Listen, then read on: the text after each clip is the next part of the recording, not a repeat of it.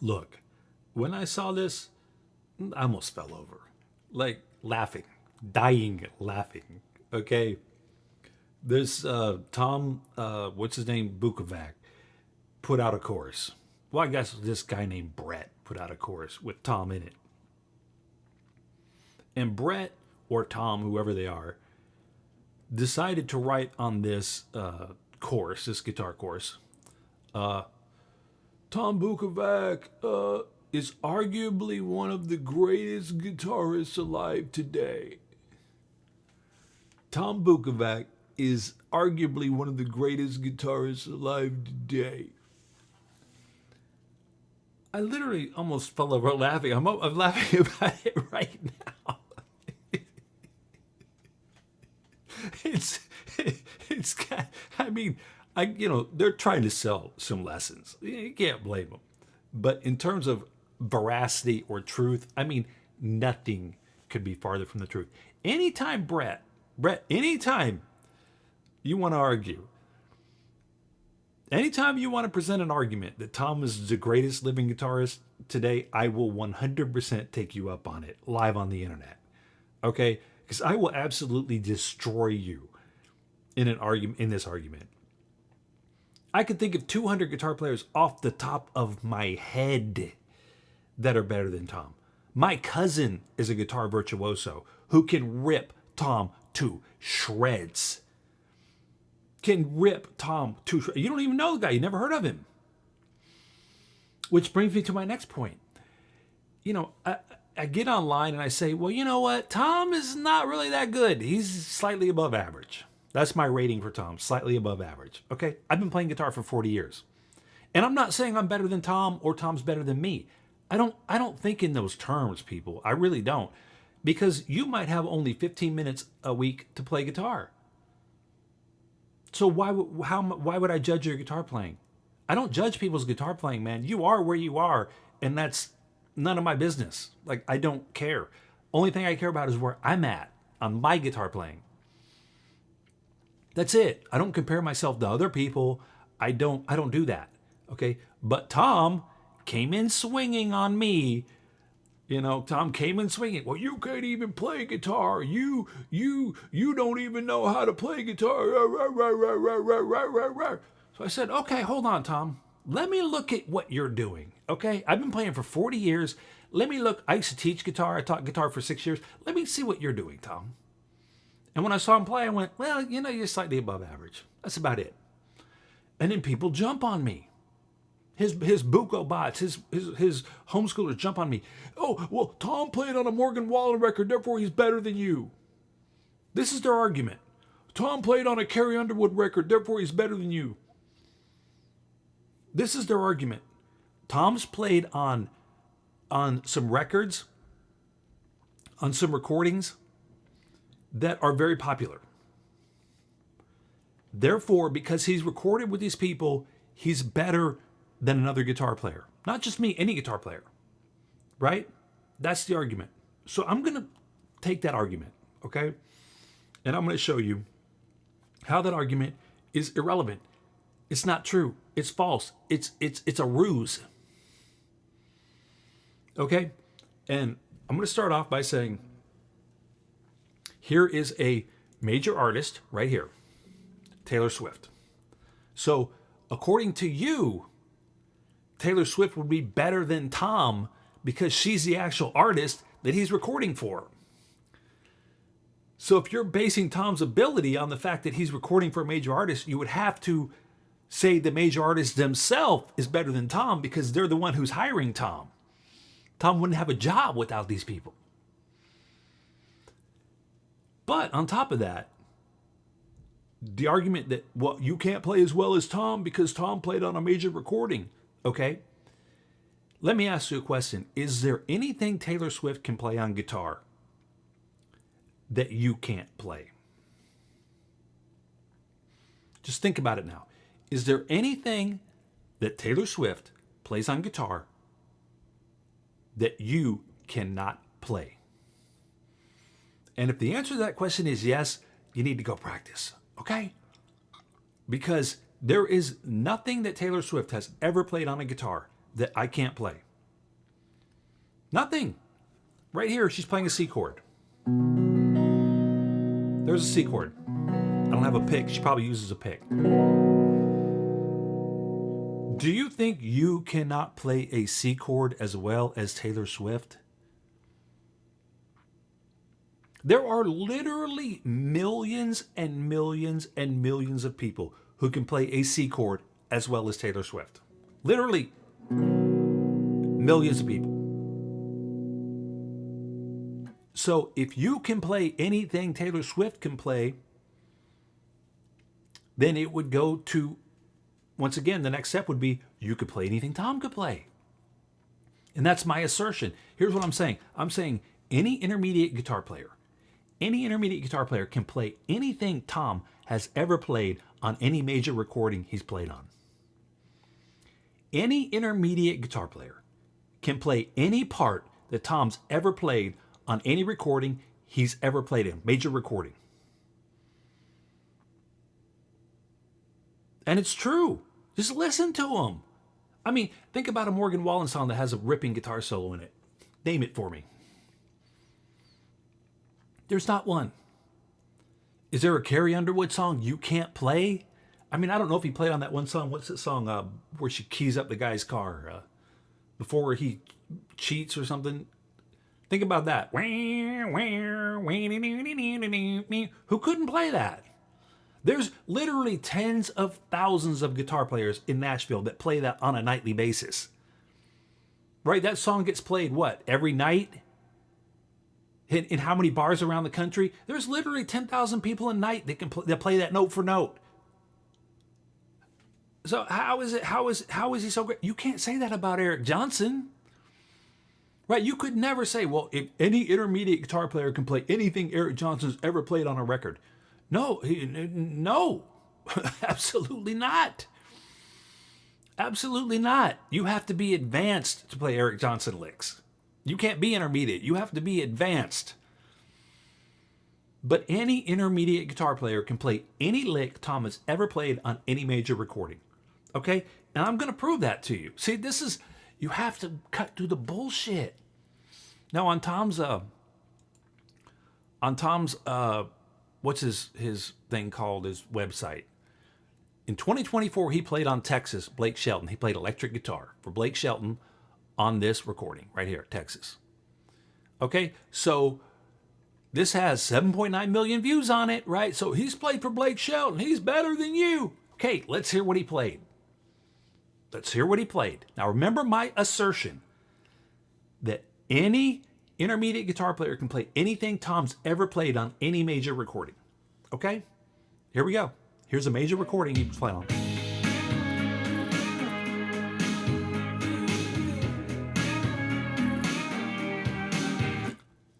I also want to stop you for a minute here and tell you, when you get in a studio,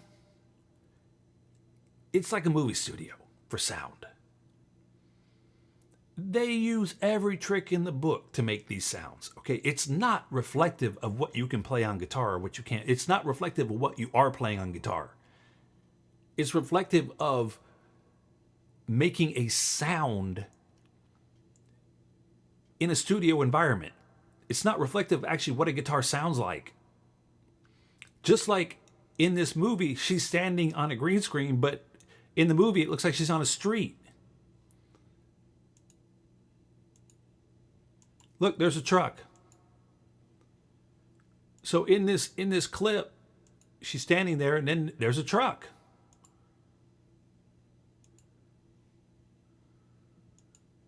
Is there really a truck in the scene? No, there's no truck there.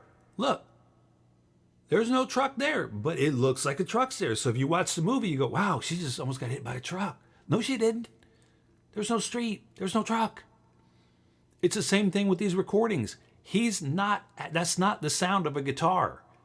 This is the sound of multiple guitars tracked on top of each other. And a keyboard, by the way. There's a keyboard in there if you listen. Listen.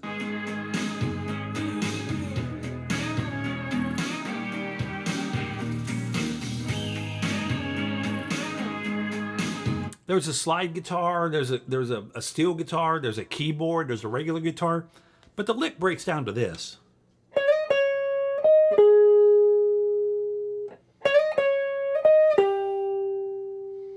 That's the lick.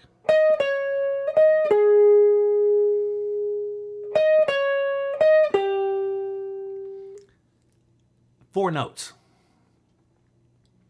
Four notes. And it may have been written before Tom ever got a hold of it. They may have written this in the demo. They could have had, this is our opening lick. Or Tom could have written it. Either way, doesn't matter. It's four notes. Do you think you could sit in a studio and play four notes?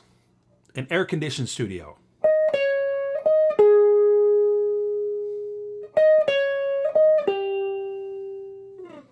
Could you play that in the studio? Could you do that? There's literally 10,000 guys in Nashville that could do that in a studio at the drop of a hat. They never get in the door. They never get into the door because Tom's got the gig locked down. Because Tom's got the gig locked down. You can't get in there. And it's a good old boy system, by the way. In case you don't know about Nashville and the South, it's a good old boy system. If you don't know, Joe Bob, Jim Bob's cousin, you ain't getting in. If you don't know Jim Bob, Joe Bob's brother, you don't get the contract. If you don't know Jim Bob, Joe Bob's cousin's nephew, you don't get the audition. It's that simple, really, guys. So it's not that Tom's so great because he's sitting in his studio playing a four-note melody. There's nothing great about this melody. There's nothing exceptional about it. There's nothing difficult about it. There's nothing challenging about it. It's a four notes on a guitar, dude. That's why I'm laughing at this guy saying, "Oh, he's one of the greatest living guitarists today." Why? He played on Blake Shelton, Texas. You didn't hear it? Yeah, I heard it, dude. It wasn't that great.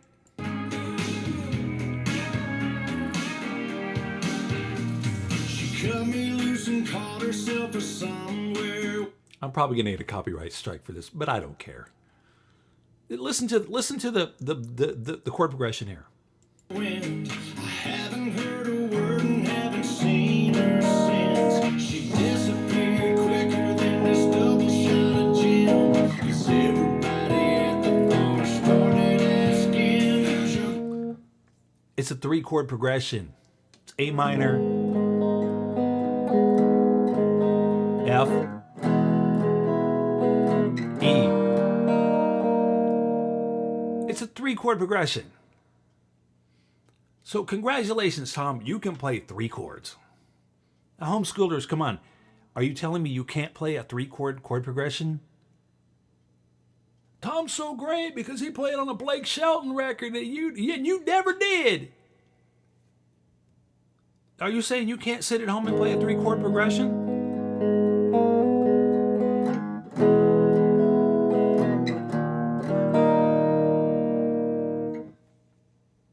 You're saying you can't play that? Oh my God! If you can't play that, you just go practice, okay? Anybody can play that. I can actually teach a beginner that's been playing about 3 months to play that. She ain't my girl, where she been? I ain't quite sure. Good question. Do you even hear the guitar in there? That's another thing with these country pop songs. You can't even hear the guitar in there. No telling, but I'm betting she's probably in Texas. Amarillo, all I know, George Strait said. Now there's a little bit of a thump there, but it's a 1-note thump.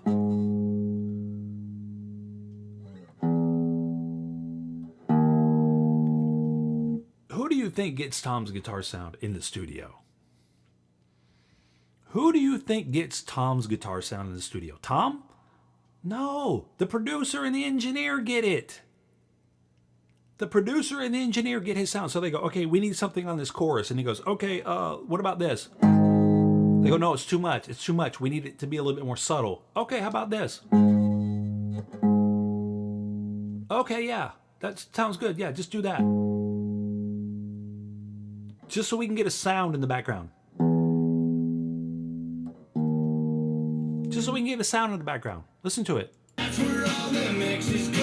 If she ain't with me out here in Tennessee, then I don't know where she's headed. If I'm guessing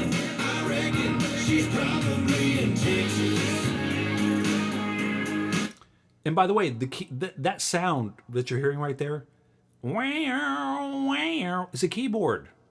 It's a keyboard with a little tone wheel. Oh, wow, wow, wow, wow. Or the program itself could do a half step. Wow, wow. You know, it's a program keyboard.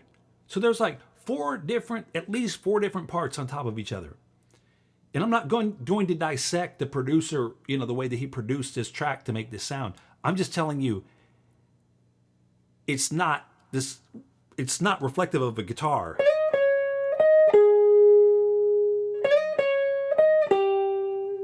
It's dressed up just like this movie is dressed up to make it look like there's a truck in the street when there's not. This sound is made by a keyboard, a steel guitar, a slide guitar, a regular guitar bending a note, another guitar bending a note. You know, it's like 6-8 tracks on top of each other to create the illusion of that sound. But at the base of it, it's a 4-note melody, guys. You can't play a 4-note melody. I mean, he's the greatest living guitar player. What did he do? He played a 4-note melody. Oh, he inverted a triad. Oh, he did? Yeah, there was a triad that went like this. And then he inverted it so it went like this. Oh, wow. Incredible. Groundbreaking. She's probably in Texas. She might be down in Georgia at her mama's for the week. Can't even hear the guitar. It might be something like.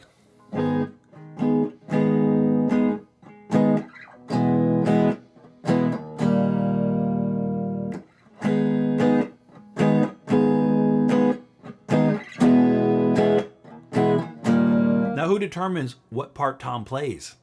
The producer. He goes, I need something in the background of strumming. And you go, okay. No, less than that. Just strum it like twice. Yeah, like that.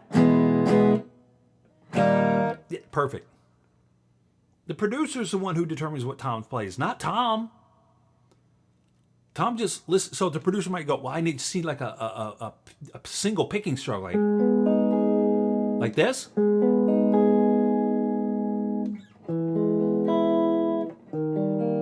Yeah, like that. You're in. How many guitar players in Nashville do you think could do that? How many guitar players in Nashville do you think can play a 3-chord progression? You don't think Guthrie Trapp can do it? You don't think Guthrie Trapp could play A minor, F, E? You don't think you could do it?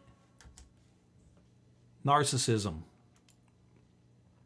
A 2017 study found that narcissists' high appraisal of their own performance does not match objective measures of their actual achievements, which are no more remarkable than those of people around them.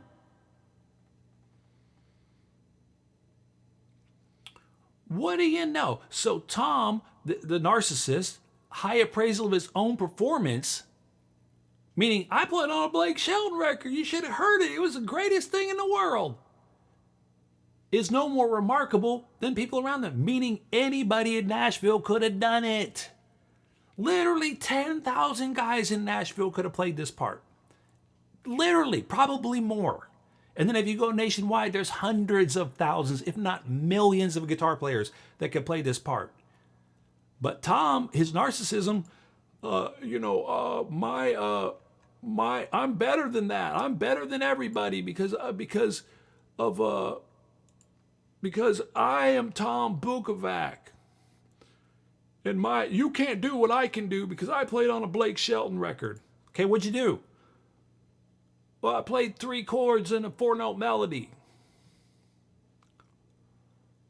Oh. Yeah. Oh, okay. You played a 3-chord progression and a 4-note melody. Yeah, I'm great. She's somewhere in the Lone Star State with all the rest. See, here I paused and then it comes in with a drum roll. That's the producer. That's the producer doing that. It has nothing to do with Tom.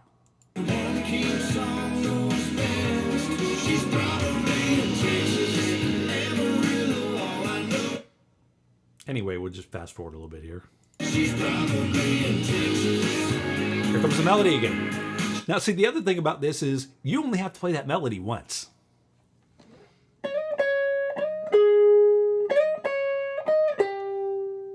And then once they get it, the engineer cuts and pastes it to the rest of the song.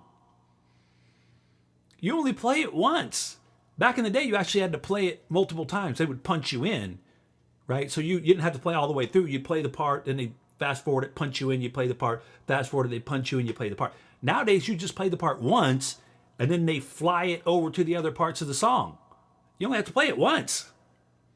So you're sitting in the studio, you don't even have to play it through the whole song. You only play it once, and they fix it for you, just like they make it look like there's this truck there. There's no truck there, people. Just like they make you seem like, well, he's playing it. He's not playing it. He played it an hour ago. He's not playing it. He's not playing that all the way through. He didn't play this all the way through the song.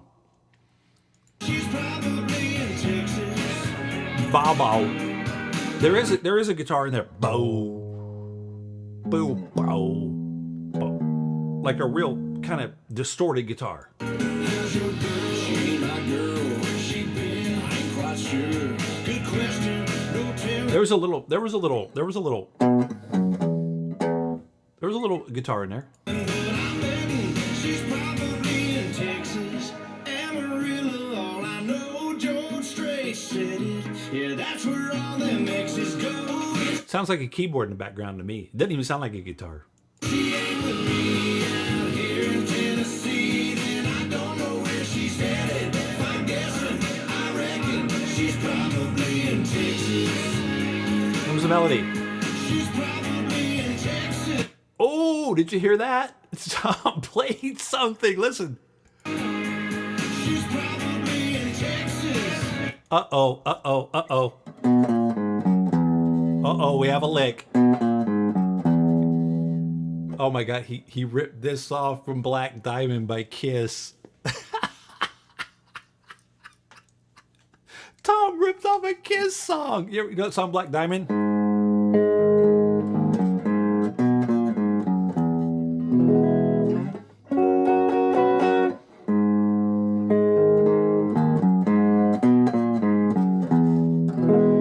Listen, he ripped off a Kiss song.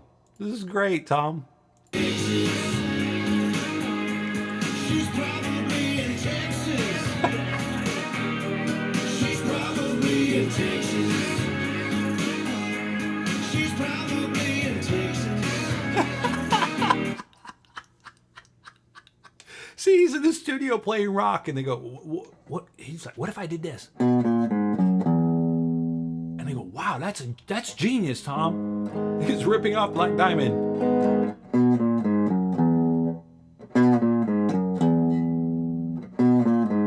It's a descending lick in A minor, starting on a C note. You think you could do that, people? Could you do that?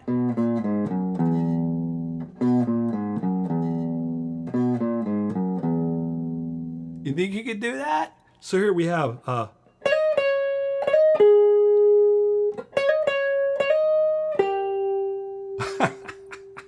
we have a 4-note melody. We have a 3-chord progression.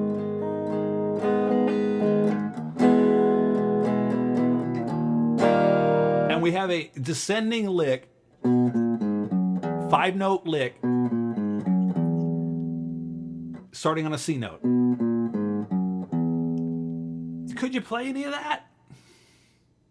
Do you think you could play that? Do you think you could play as well as the greatest living guitarist? The quote-unquote greatest living guitarist. It's so funny. I can't believe it. I mean, he's trying to sell this course to you. So he's going to write that about Tom. But so all these people that run in and say, well, Tom played on a Blake Shelton record, so he's better than anybody. He's better than you. He's better than all these guys in Nashville. No, he's not. No, he's not. He's slightly above average. And he played in this song a 4-note melody, a 3-chord progression, and a descending run in A minor starting on a C note. There's literally millions of people that can play this. Millions of people. So, once again, it goes back to the narcissism. Narcissists' high appraisal of their own performance is not objectively does not match objective measures of their actual achievements, which are no more remarkable than those of people around them. In other words, anybody can play a 3-chord progression, but Tom thinks him doing it is the greatest thing in the world. He's the greatest guitar player, living guitar player, because he can play a 3-chord progression on a Blake Shelton record in a Nashville studio. And no. All right, guys, that's it. I'll see you next time.